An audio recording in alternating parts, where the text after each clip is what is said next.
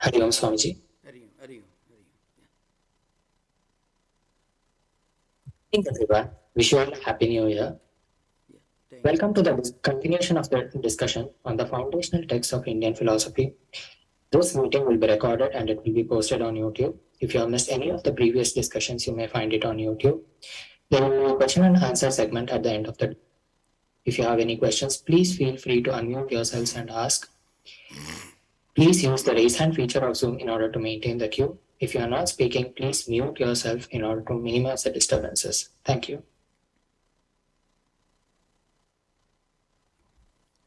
Recording in progress.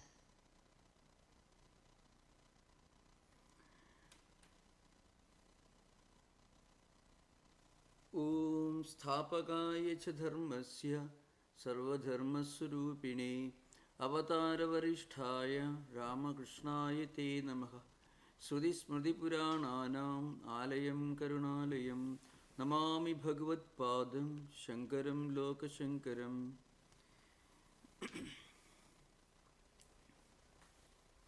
I'm very happy to return to all of you after this long interval, and I wish you all a very happy new year. So today we are going to discuss a very, very profound and one of the most celebrated hymns of the Rigveda Samhita. It has got many implications. It's called Nasadeeya Suktam. So it has got this name because it begins like Na asadasid, no sadasid. Na asadasid, no sadasid. That's how it begins. We will find out the meaning and the implication and interpretation of these verses in course of time.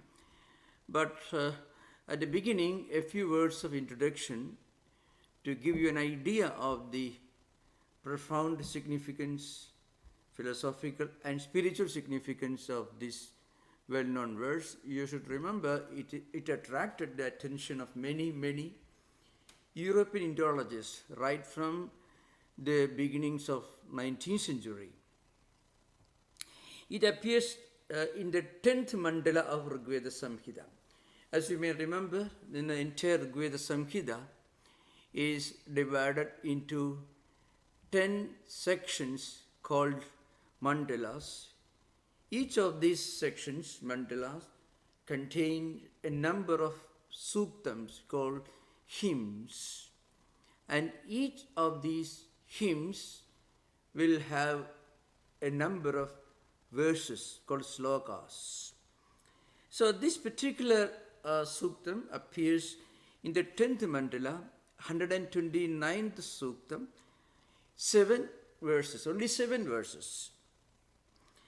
Now, it deals with this question of the creation of existence, not of this world, but of existence. The existence is a much broader term than world. And now, we all know that Hinduism accepts what might be called the cyclic theory of existence. Call it creation. In fact, as you are going to find out, it is not creation but projection.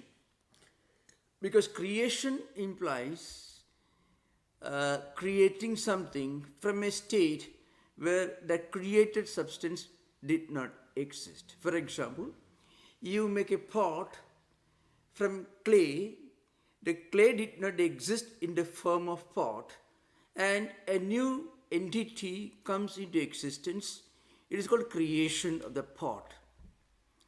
Now, in reality, the pot is only a projection of clay at a different level, in a different format. When it assumes a new form and new utility value and a new name, you call it pot. So something like that, what we mean by the so-called creation. The so-called creation, please remember, it is only projection or manifestation of something which already existed in an unmanifested state. So that's the importance of this cyclic theory of existence. Not only of of different entities in the phenomenal world, like oceans, mountains, and valleys, but also living beings. They go through this eternal cycles of what we call in Sanskrit Srishti, Sthiti, and Pralaya. It's called Laya, Prakashena, Layaka, Pralayaka. So what are these three states? The state before this so-called creation or Srishti or projection happens. So the evolution or the manifestation of projection is called Srishti, and its existence in a particular format is called Sthiti or sustenance, and is going back to its causal form is called Pralaya or involution or dissolution. Now, this sukta will tell you something very interesting. This world is not a new creation, but at the same time, the state before creation is not a state of absolute non-existence, or it is not a state of the existence of the absolute reality. So that's the implication. We will come to that slowly. In short, what it means is creation is only a process. It is not an event. It's only a process. It is only a projection. It is a developing process. It is not coming into existence from a state of non-existence. It is not making of something, but a struggle, a gradual movement to get back to equilibrium. In other words, creation is nothing but a manifestation from a state of unmanifest or the non-manifestation, but it will again go back to the state of non-manifestation. So, well, I'm myself not a physicist, so basically I'm what I may like to call a lifelong student of scriptures and philosophy, but my own limited knowledge of physics, perhaps some of you may be professional physicists, can add more, can throw more light on this subject. If you believe this existence, the cosmos came into existence before the Big Bang, then the state before the Big Bang, that is being implied in the first part of this verse, this Suktam.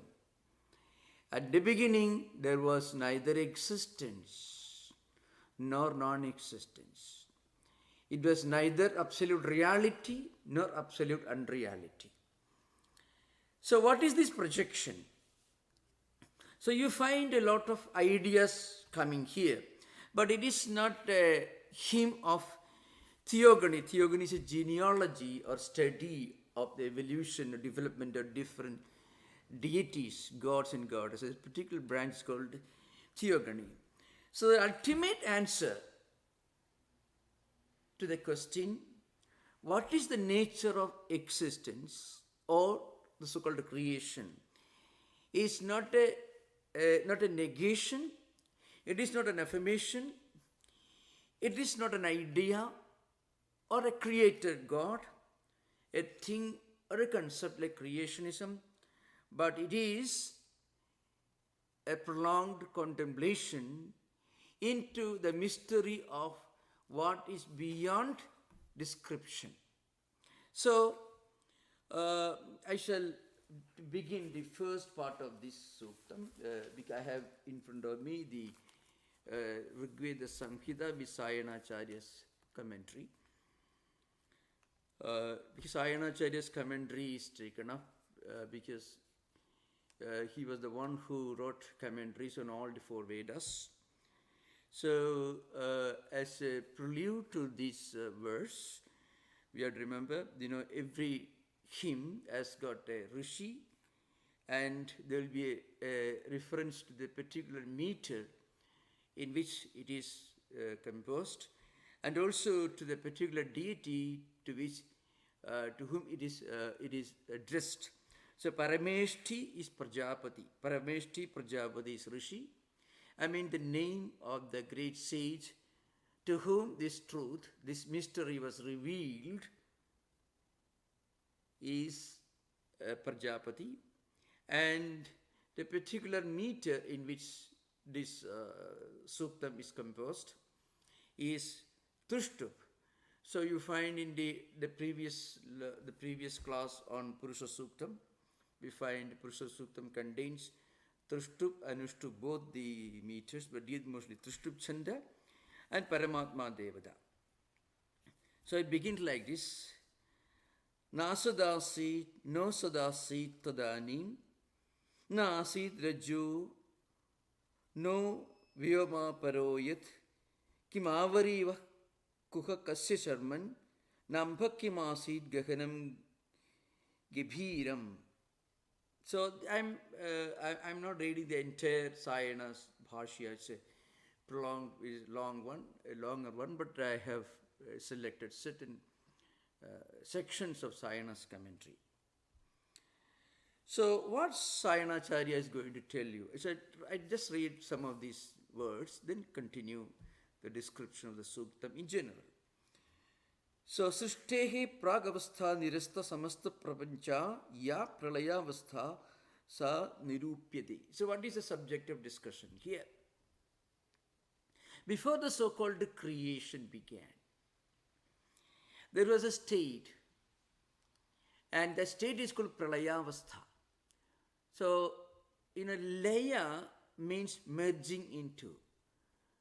Pralaya is merging into something in a more comprehensive manner, because the particular prefix called upasarga, pra, implies the comprehensive nature of the act or the verb that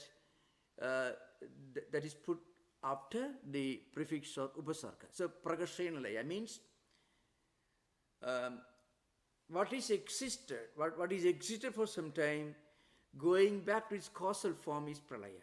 So this creation, again, I'm using the word creation because if I use the projection all the time, sometimes it can lead into misunderstanding.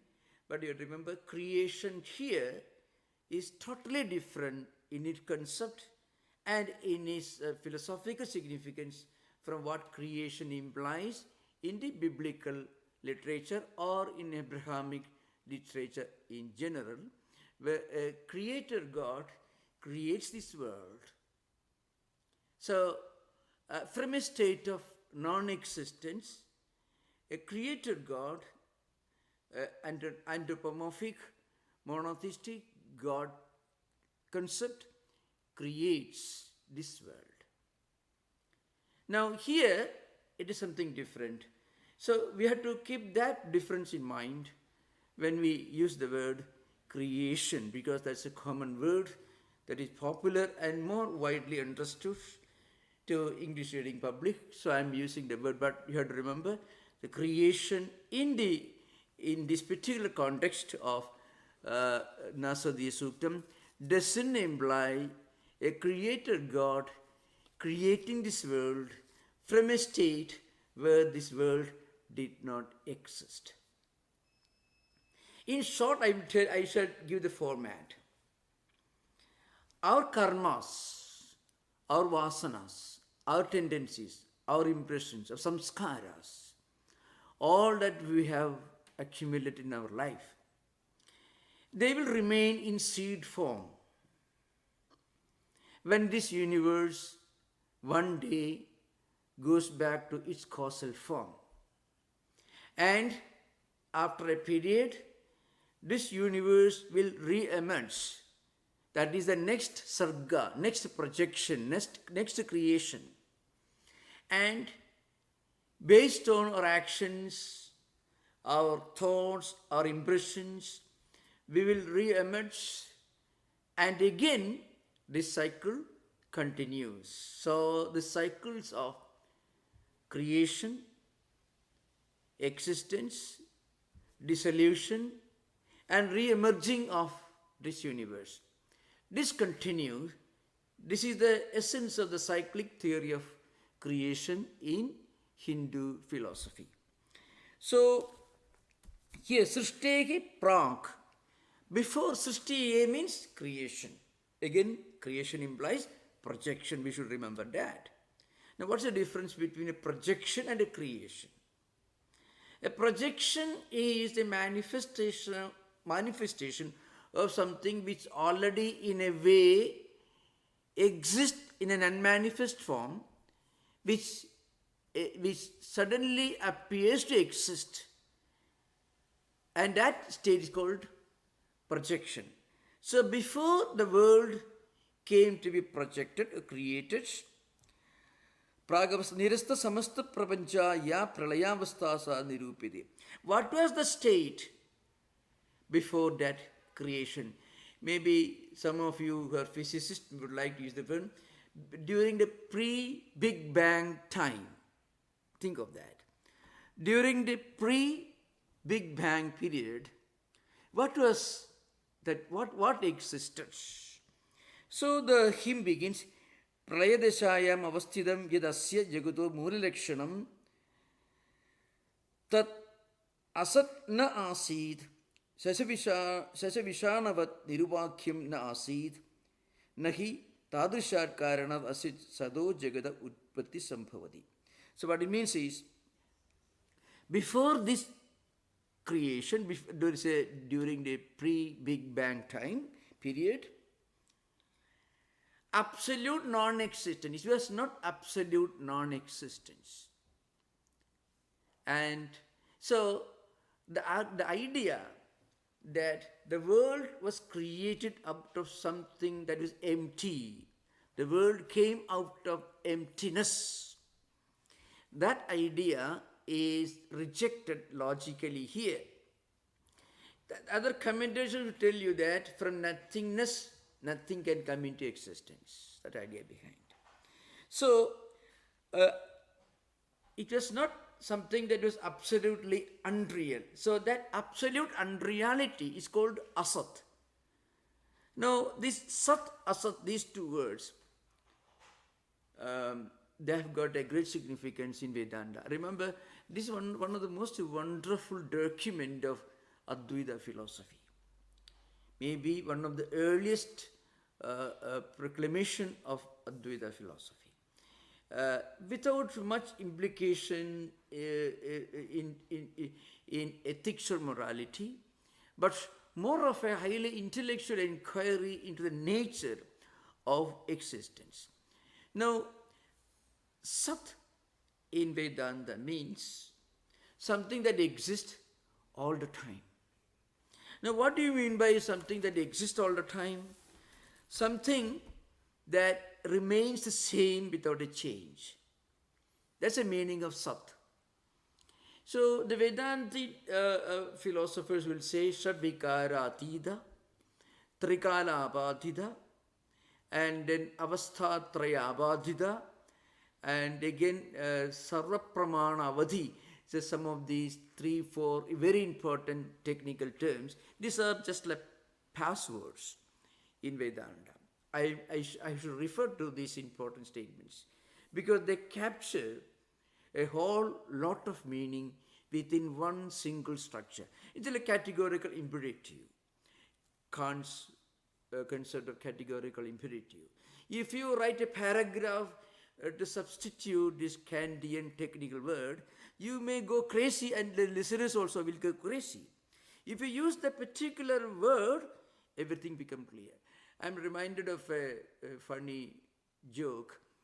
Somebody tried to coin a Sanskrit word for electric switch. And to give an example of neglecting or being indifferent to some of the technical words used in all branches of learning, in philosophy, in information technology, or in any area of learning or human activity. So the Sanskrit Pandit who invented, who had the audacity to invent a Sanskrit substitute for electricity, for electric switch, was Vidyut Shakti Gamana Agamana Niyantrana Kendra Yantram.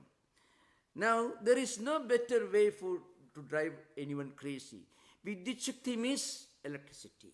Gamana means going. Agamana means coming. Niyantrana means the regulating point. Kendra means machine. Now, you can imagine this Sanskrit, it almost runs into full sentence. It can never be a proper substitute for switch, electric switch. Like that, in Vedanta also, there are certain very important technical terms. They are loaded with certain implications, and centuries of great philosophers, dialecticians, professors and teachers of Vedanta, they have enriched the meaning and implication of these technical words. So, what are the technical words? For example, the ultimate reality is that which can never be explained or described or defined by any of the tools of epistemology, any of the tools of theory of knowledge.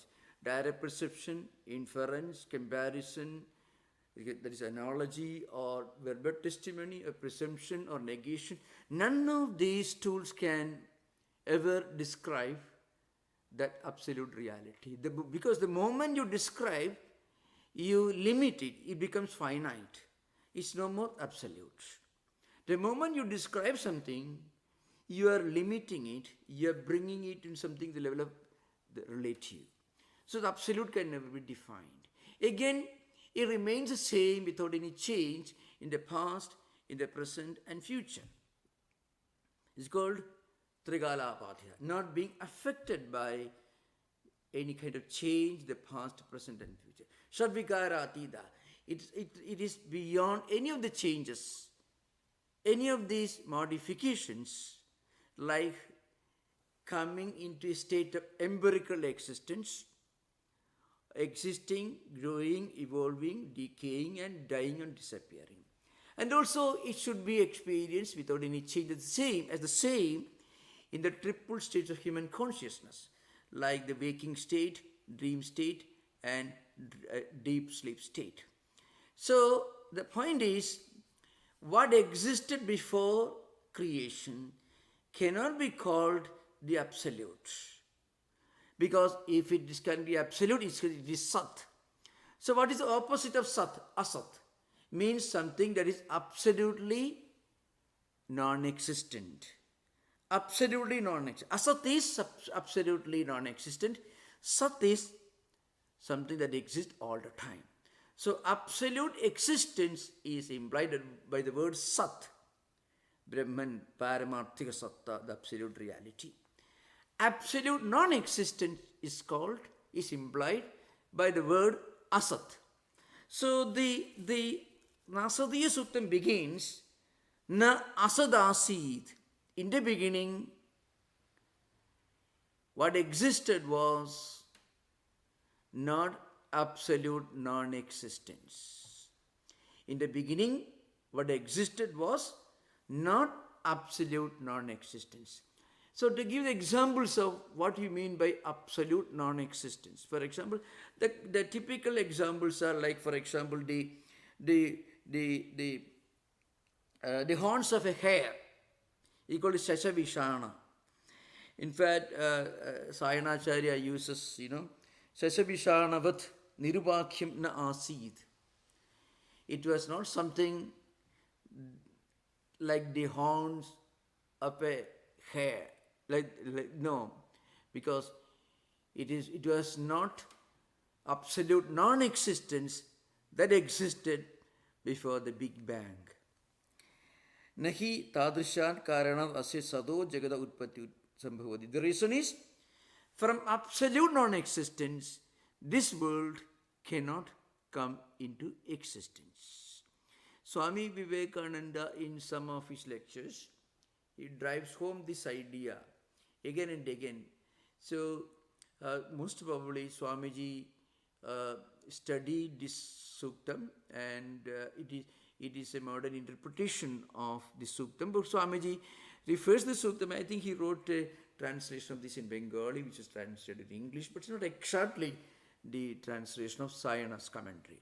But what it says is the fundamental principle, and this applied in Sankhya philosophy also, from absolute existence, from absolute emptiness, this world cannot come into existence. Asat means absolute emptiness. This world cannot come into existence. And of course, there is another examples for absolute non-existence or asat. Like for example, the sky. Sometimes you may look at the sky, you may think there is a flower. So akasha kusuma, there is a lotus flower in the sky, which is totally inconceivable. The moment you utter it, the fact that it cannot exist becomes obvious. That is the significance of asat. So, the first part of this suktam is na asadasid. And then the next one is tata no sad asid. Similarly, the absolute reality also did not exist. So the sage to whom it was revealed is slowly moving towards the ultimate conclusion that the real cause of this universe was revealed to the sage when his mind became pure.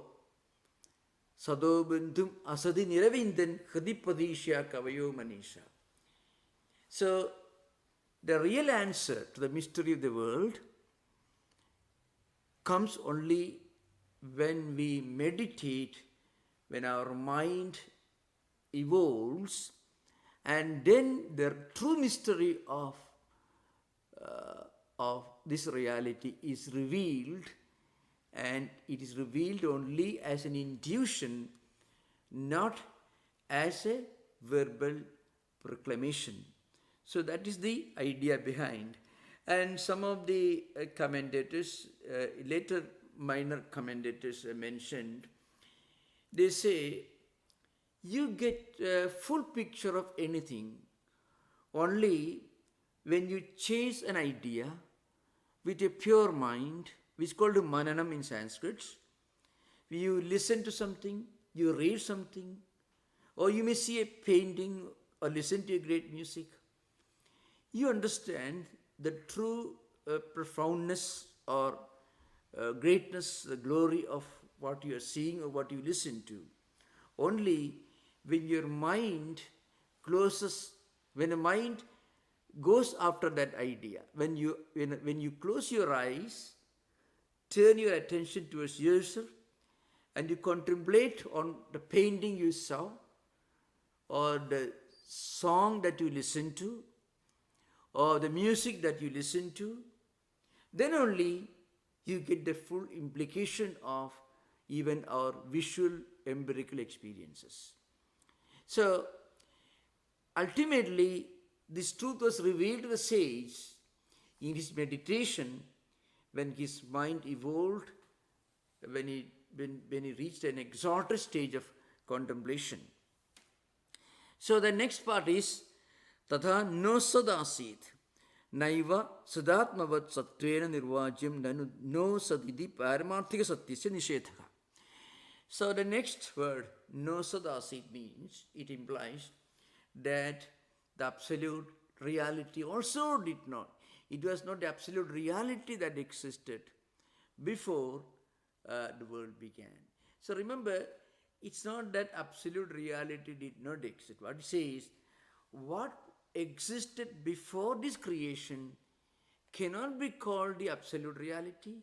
It cannot be called the absolute unreality. Remember, the absolute reality always exists.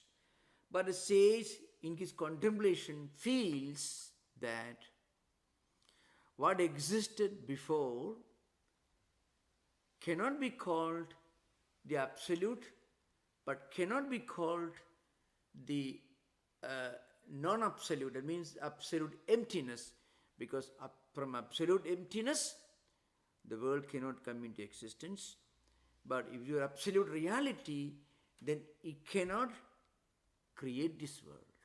Because if it is absolutely real, it cannot undergo any change.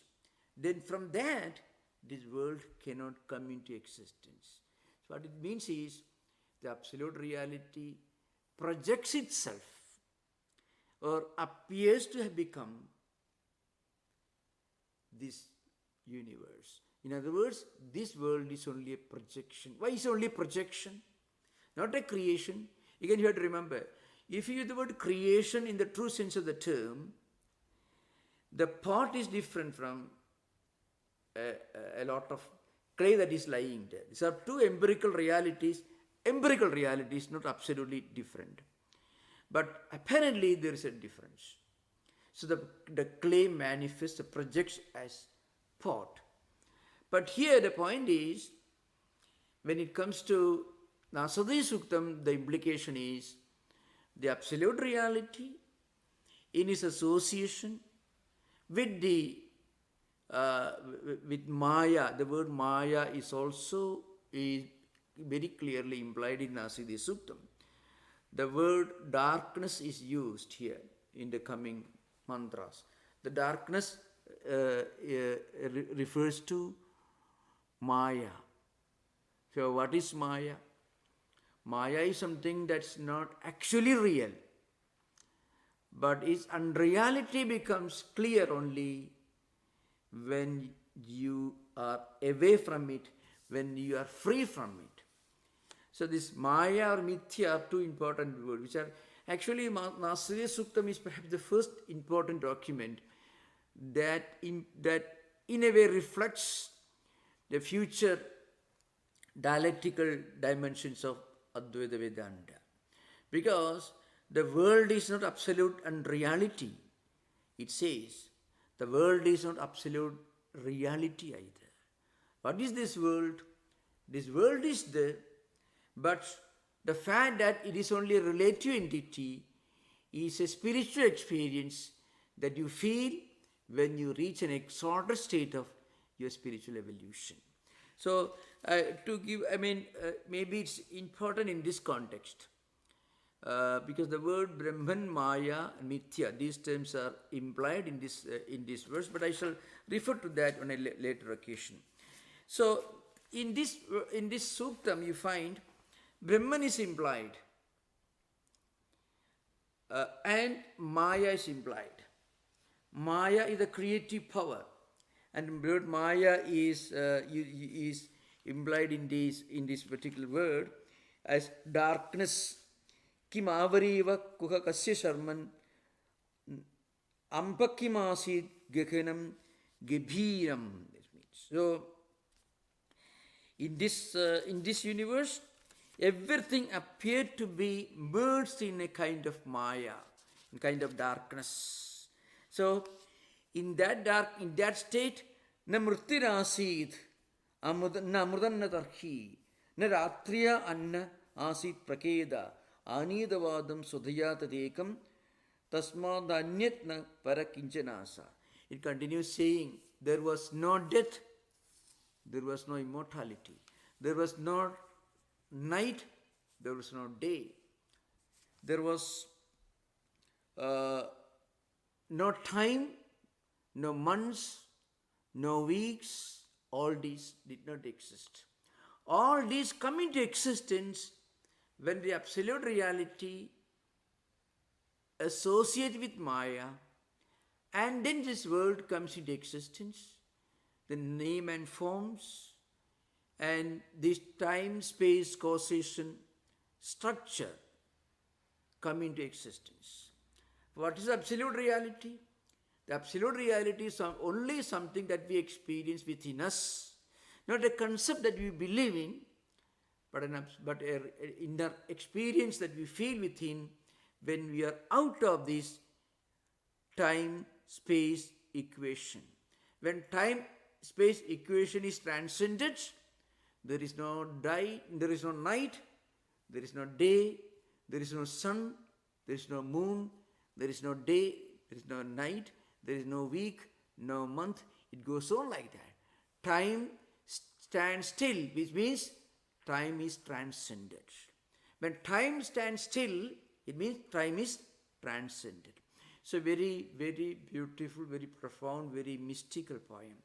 So before that, perhaps it is important for us to understand how this Advaitic idea of how the absolute reality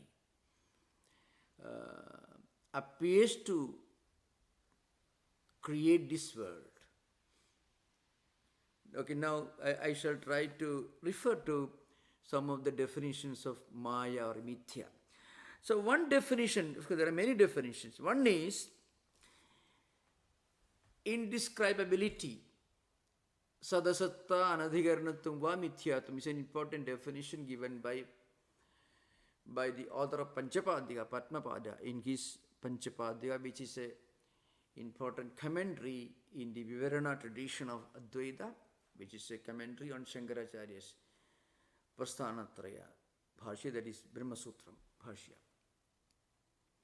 So, there cannot be anything which is neither real nor unreal. Then what are you talking about? You're talking about something that appears to exist, but really doesn't exist. So that's an important thing. It's a bit tricky. The absolute reality appears to have become this world. So when you talk about this world is defined as mithya. So what do you mean by mithya? Mithya is something that is not absolutely real, because when you become spiritually enlightened, you transcend it. But it is not absolutely unreal, because before you get spiritual enlightenment, you are very much within it, within time, space and causation. That's called the structure of mithya. And again, in some of the other books, it is also mentioned Sat Viviktatvam va Mithyatvam, Jnana Nivartitvam va Mithyatvam. That is, Jnana Nivartitvam va Mithyatvam is a very important definition given by Prakasharmedi in the Panchapadika Vivarana.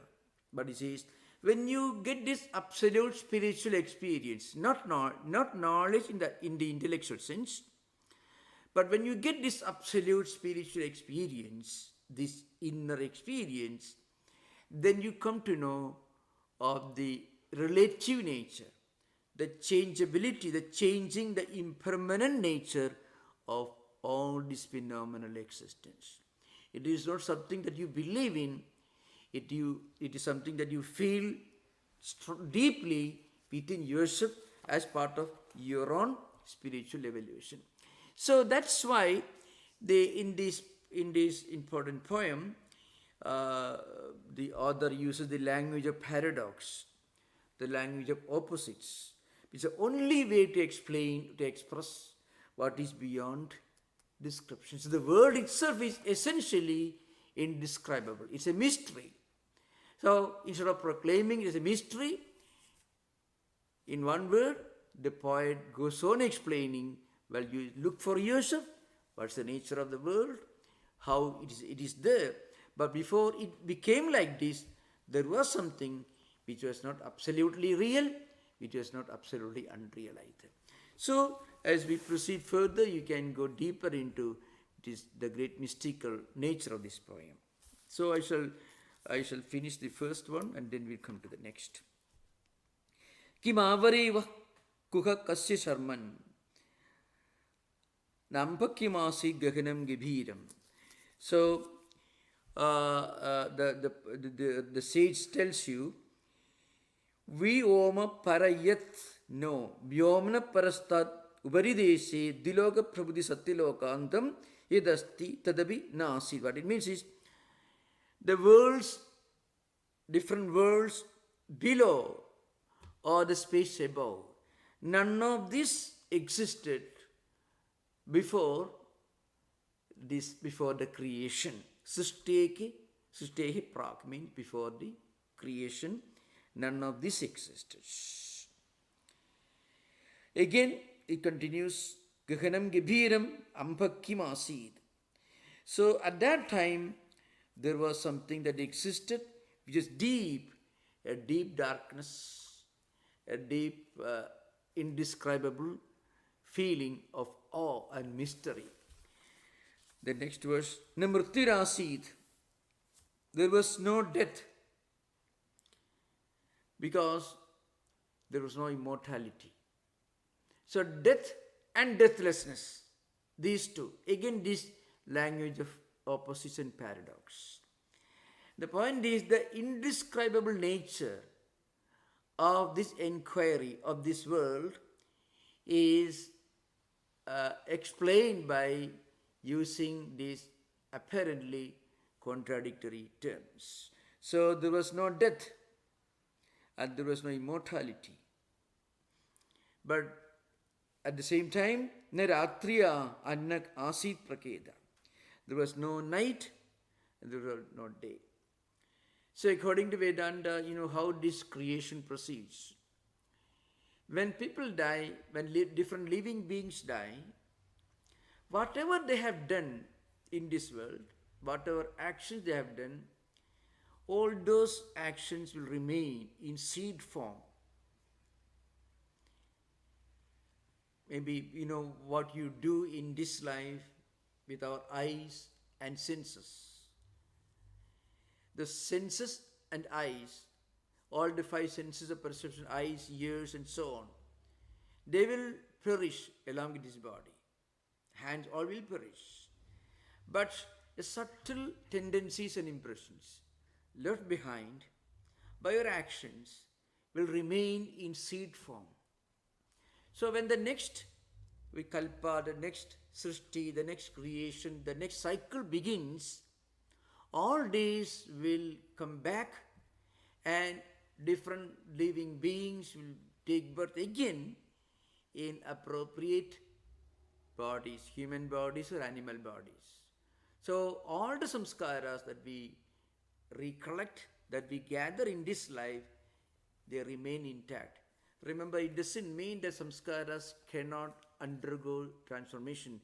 Samskaras cannot be destroyed, but they can be modified. A person who has done a lot of good actions, along with that he has done also some bad actions. So good samskaras may be modified, may be polluted, may be affected by some bad samskaras which are the result of bad actions. So what happens is, these samskaras will remain in seed form. Similarly, the whole existence also, the whole cosmos also will remain in seed form. This is something that modern scientists can say. Suppose one day this universe disappears. The universe, the world as we find today, as we experience today, it gets destroyed completely. Does it mean that there will be no life afterwards? It may be after several billions of years, another cycle can begin. And then the different living beings, different human beings who lived in this age, in this universe, they will be born again. And according to the samskaras, impressions they have gathered, they will assume different bodies, different names and forms. So, this happens as a will of this absolute reality. So remember, at the first verse, the sage is looking at the creation and he thinks, well, before creation, nothing that is absolute existed, nothing that is absolutely unreal. It also, what existed cannot be called absolute reality or absolute unreality. Nasadeeya, the absolute non-existence or absolute existence. You cannot use any of these terms when you try to define or describe what existed before creation. This is the beginning. The sage is contemplating on the origin of the universe.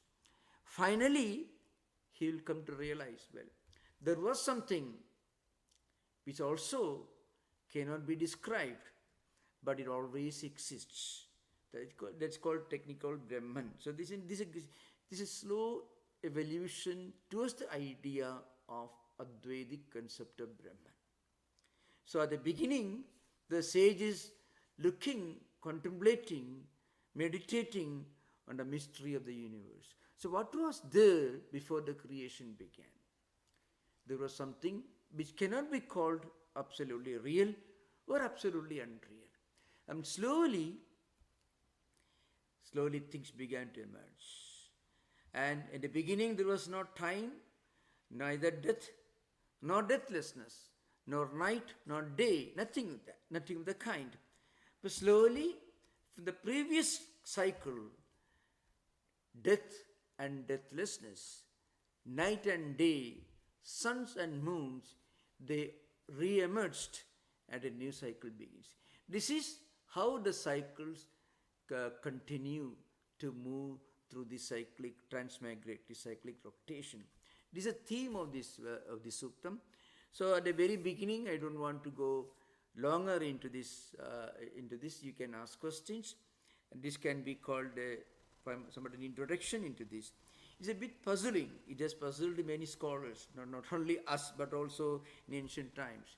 It is chanted in a very, very musical, rhythmic fashion, but the philosophical implication is deep and mysterious. So what we can say is, creation is not just somebody sitting above and creating something from some material and deciding a destiny and projecting somebody whom you should depend upon, whom you should pray to, otherwise you will suffer. Nothing of the kind. There is an inquiry independent of the God idea. That's an important thing. You don't find any God idea in this hymn. It's an independent inquiry. A sage is sitting, closing his eyes, thinking and meditating, and he thinks, well, in the beginning, what was there? Nasadeeya. It could not be emptiness, because from emptiness this world cannot come into existence. But it cannot be the absolute reality. From an absolute reality won't feel the need to create this world. So what was there? Something which is beyond description. So that's the idea behind. It's a bit mystical, fairly puzzling and confusing, but as we go deeper you find there are grand allegories, illustrations, concepts and ideas independent of what we now call theism or theology or the God idea. So very important. Thank you. We can have interaction. Most welcome. This can only be called an introduction to this. Thank you, Maharaj. Sriram, please go ahead. Yeah. We know the definition of Brahman, the three attributes of Brahman and Atma as Sat, Chit, Ananda. By Sat we mean Trikala Tishtati, present in the three states of time. Yeah. But you said that the time itself loses significance when you transcend, when you get enlightened. There's no sense of time. This is only an attribute that is attributes that bind or describe the Okay. Brahman while we are unenlightened. Okay. And that is not contradicted here. No, I tell you.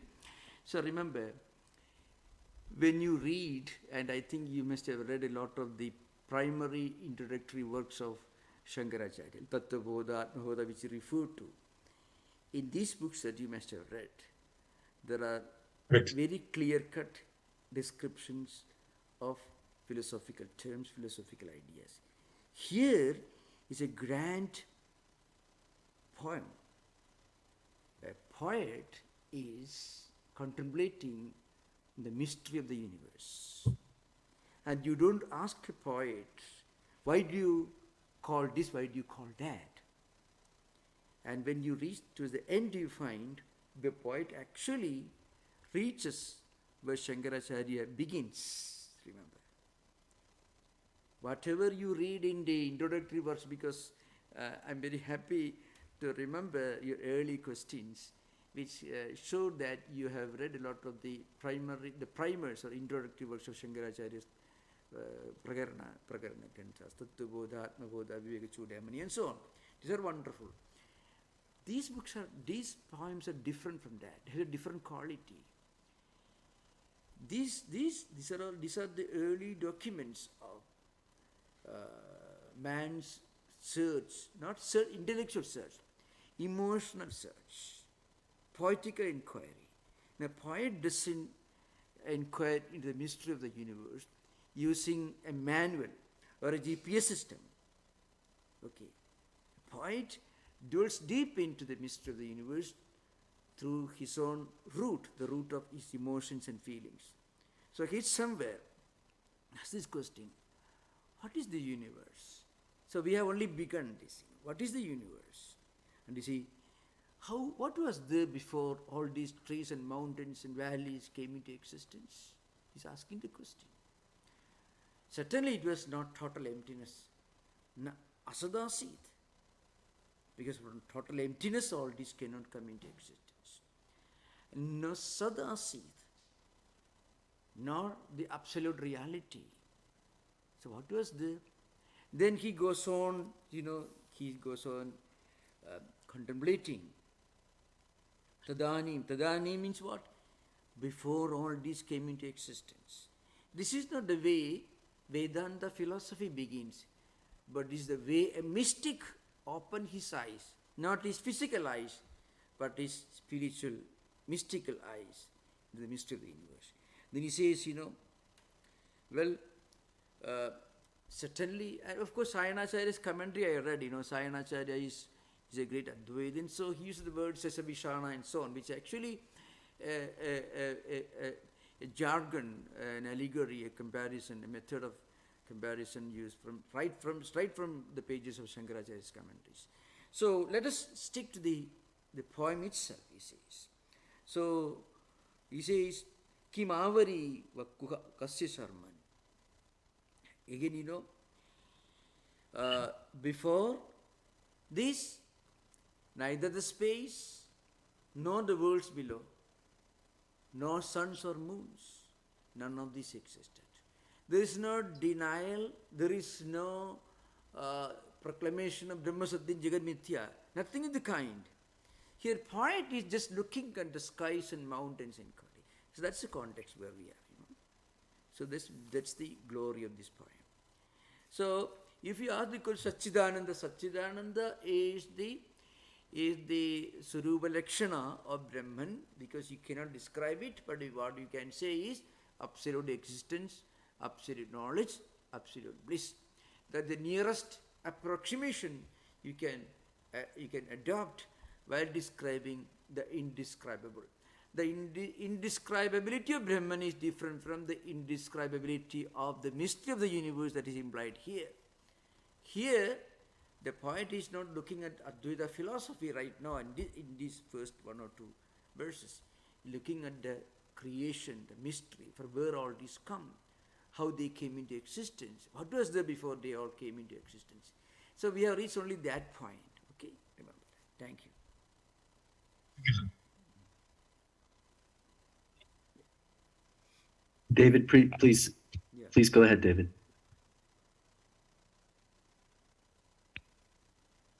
Hello, Swami. Yeah. I have a bunch of questions, but the first question is, what's the name of the scripture and the author? Can somebody print that in the chat so I can look at its spelling? Is that possible? And then I wanted to know what how does this compare time-wise to Nagarjuna or Gaudapada, the Mandukya Karika? Is this prior to all of that? Oh, yeah. This is Rigveda Samhita. It's Gaudapada lived the 6th century AD. This goes back to 3rd or 4th millennium BC. Okay. Rigveda Samhita is the earliest document. Gaudapada is relatively a modern author who lived in the 6th century AD. And Rigveda Samhita is the most original, is the first human document, illustrating our spiritual aspirations of humanity. This is the first document. Of course, there are different views according to modern, those who try to make it more modern, they say it belongs to 3rd millennium BC, but the modern researchers have confirmed they were much older than this. And this is older than even other Vedas, which are old enough. So it's much older than Mahabharata, Gita or anything. It's much more old. So this is important. That's why you find language is primitive.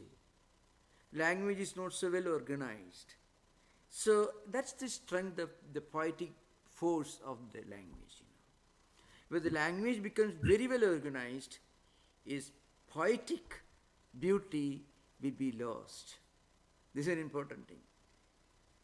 A great poetry is born when a poet directly, intimately communicates in his own raw, unrefined language with the experiences that he's trying to express. So that's why Rigvedic language is very raw, very unrefined.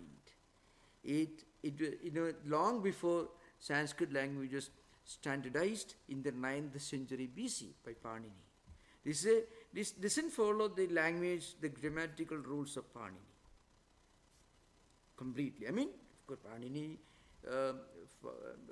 standardized the Sanskrit language.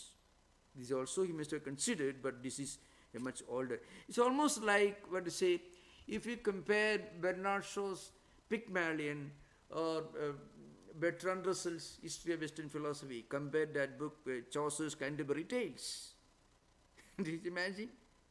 Canterbury Tales is very primitive compared to Bernard Shaw. I'm giving an example. So, something like that. So this is written in Sanskrit, but a kind of a very different Sanskrit, kind of like the difference between English of today and Canterbury Tales. Yeah, it's written in a Sanskrit long before Sanskrit grammar was standardized. There was, of course, the school of grammar, which is called, Vaidika Vyakaranam is called Vedic grammar, which was more irregular. Irregular in the sense, to give an example, those of you who study linguistics and philology will understand. Sarvesham Sabdanam Dhadujatvam Dhadunam Anegarthatvam cha. It's an important proclamation regarding Vedic grammar, which is different from modern grammar. Means every word comes from a root, and every root can have any number of meanings or implications depending upon the context and the person who uses that. Now, you see, Prakarana Vaividhyat,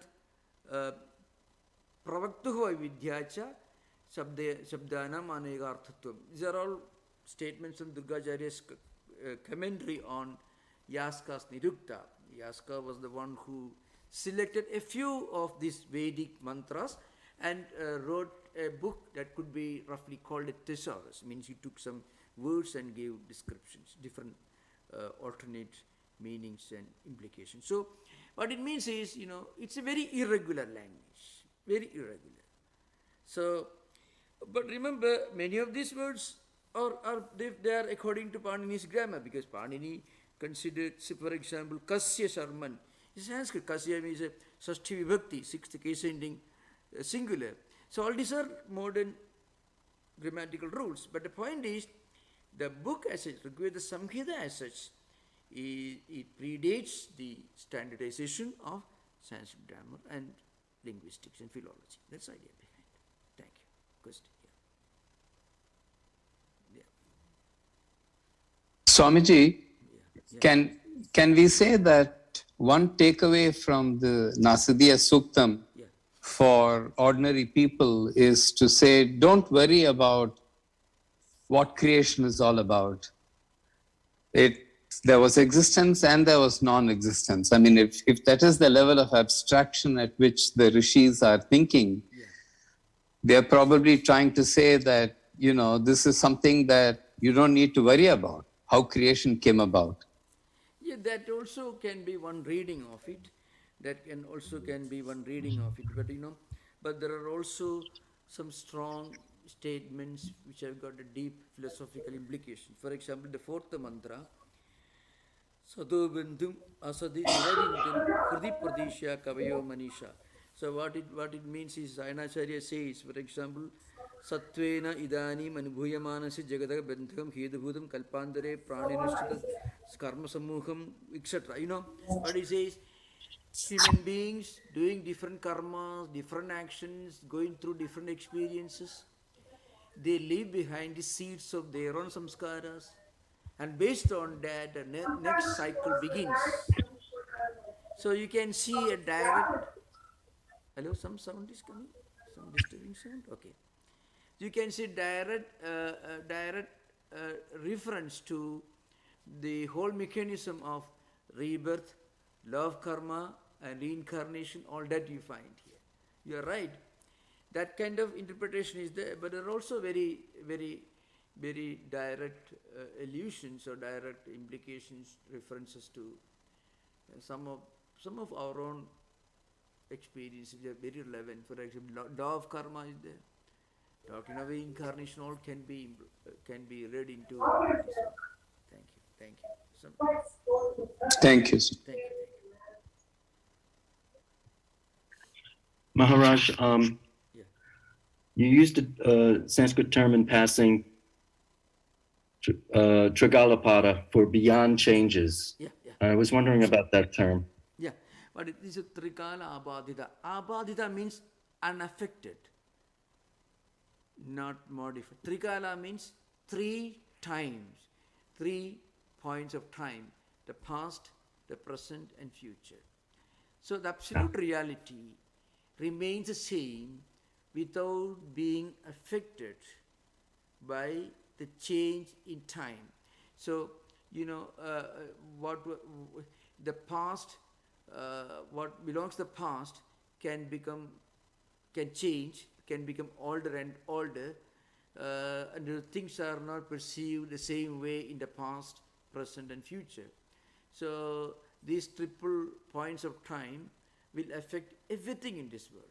The entire phenomenal empirical experiences and objects are subjected to changes in the past, present, and future. They are bound to change in time, according to time. So the absolute reality is beyond all this. That is the word Sat, because it is beyond changes. So Brahman or Atman, it is not something that is created by somebody, because it always existed. So it doesn't undergo any change in time. It remains the same without any change. That is the meaning of Trikala Abadita, means not being affected or modified by the 3 points of time: past, present, and future. That's the idea behind it. Yeah. Thank you, Maharaj. So what a wonderful, poetical, compressed word for an important concept. Yeah. David's hand is up again. Yeah. Go ahead, David.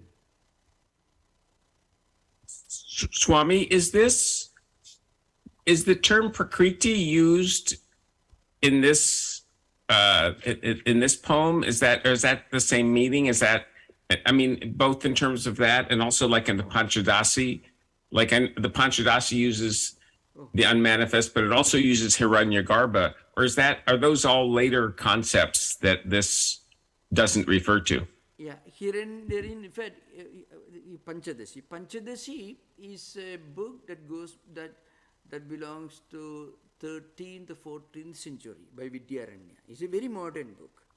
It is more modern than Gaudapada's book. It's a very modern book. It is a book on Advaita Vedanta. I mean, different aspects of the Vedanta. So this is much more modern. This is much more modern. Sorry, this is much more ancient. Panchadasi is very modern. Rigveda Samhita is very, very ancient. Very ancient. The seeds of many of these ideas that you find in Shankaracharya's books, and also in the writings of Vidyaranya, who lived in 13th, 14th century, the author of Panchadasi, all can be found in the verses of Rigveda Samhita. Veda is the mother of everything. All came from there. Panchadasi is written in chaste modern Sanskrit.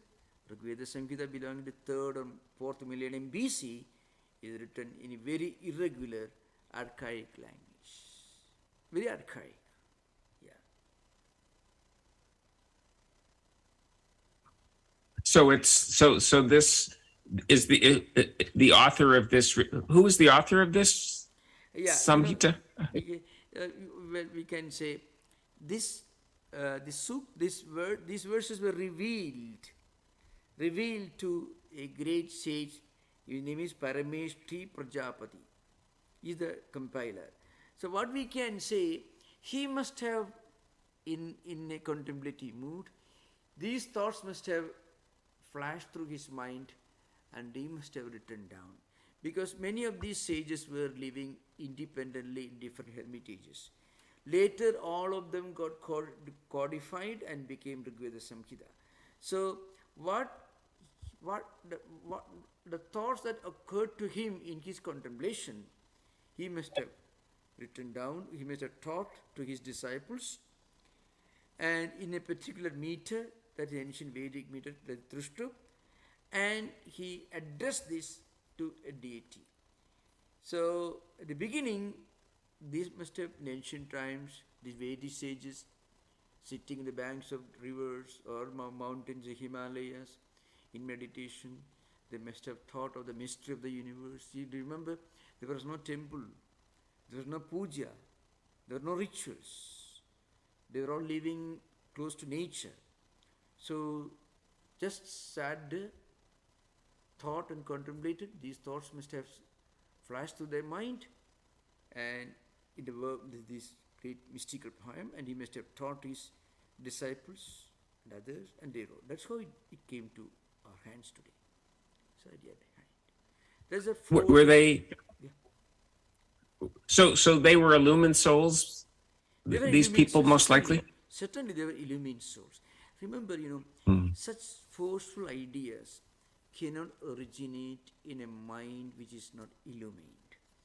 The thoughts going beyond, the transcendental thoughts going beyond this body, its requirements, and dwelling deep into the mystery of the universe, the evolution of the universe, what's the truth behind all this?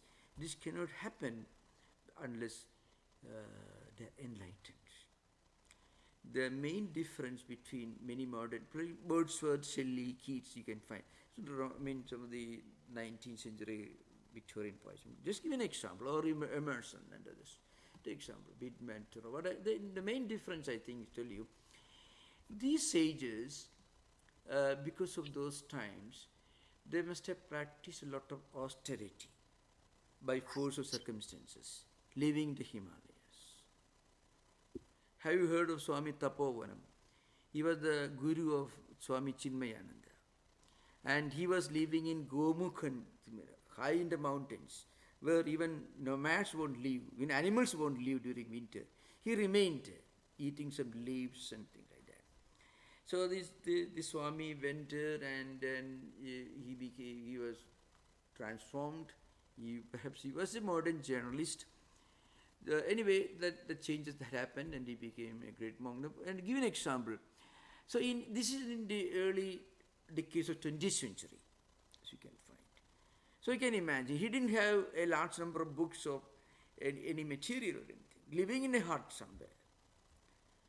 So this is in the early decades of 20th century. Even today you find Ramana Maharshi, for example. In Thiruvannamalai, Ramana Maharshi, how we live this, imagine. So what I mean to say, these great sages, they dwell deep into their own being. As a result, certain ideas will flash to their mind.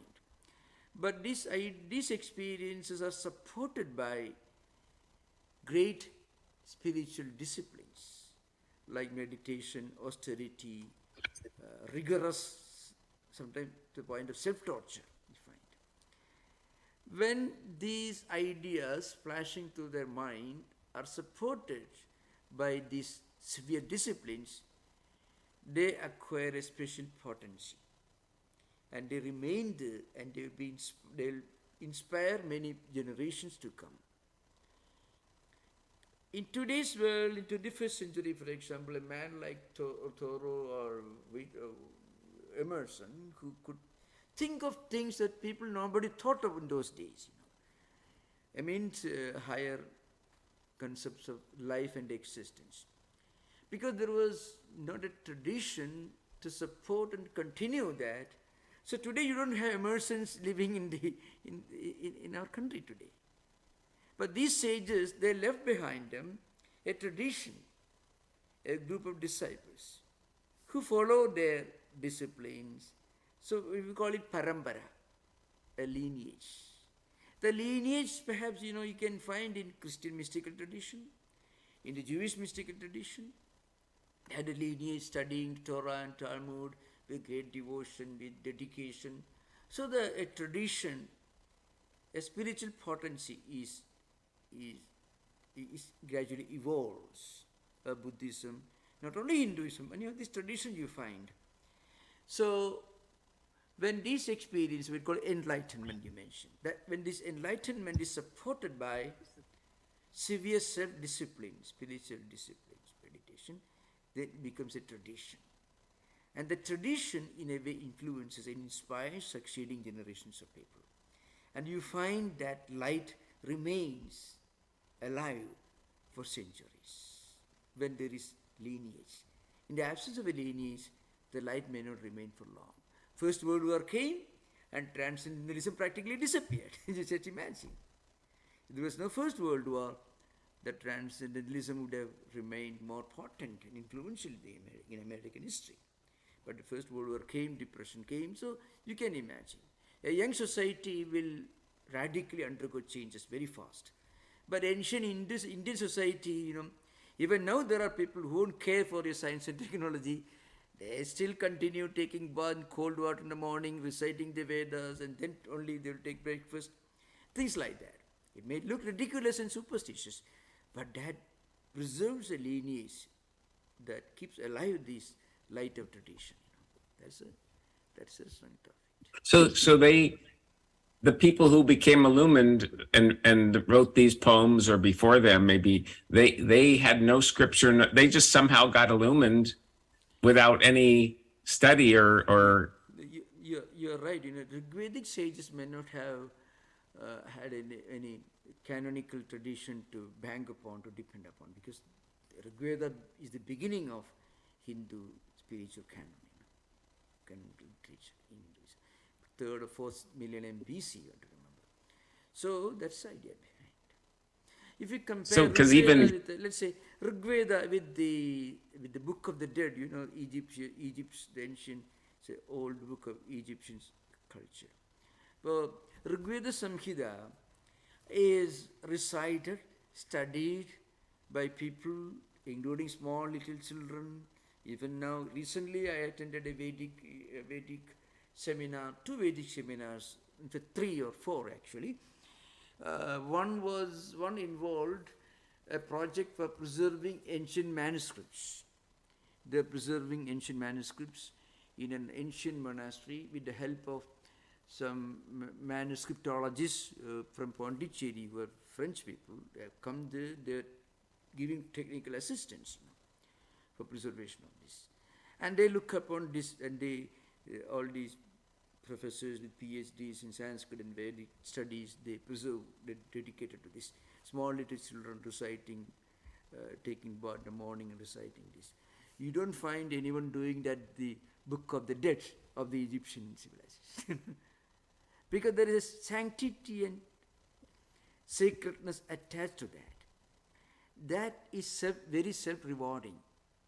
When you do something and undergoing terrible austerities, but when you do that with a great sense of sanctity and sacredness, then that austerity is a very pleasant experience for those who do that. That is true also in the Jewish tradition, or at least in the Middle Ages in medieval Europe, when the Dominican and Franciscan monasteries preserved in the intellectual culture of Catholic tradition. So that happened. So that's the idea behind. Okay, thank you. There are no further questions, Maharaj. No further question. Thank you, everyone. This is just beginning of this. It's a very small, very small, very short poem, about 7 verses, but very profound and not easily intelligible when you just read the English translation. So I'm trying to make an attempt to explain. Okay, thank you. Namaskar, everyone. Thank you. Thank you, Swami. Om Namaskar, Swami. Shanti Shanti Shanti Hari Om Tat Sat. Sri Ramakrishna Arpanamastu. Thank you, Maharaj. Recording stopped. Thank you.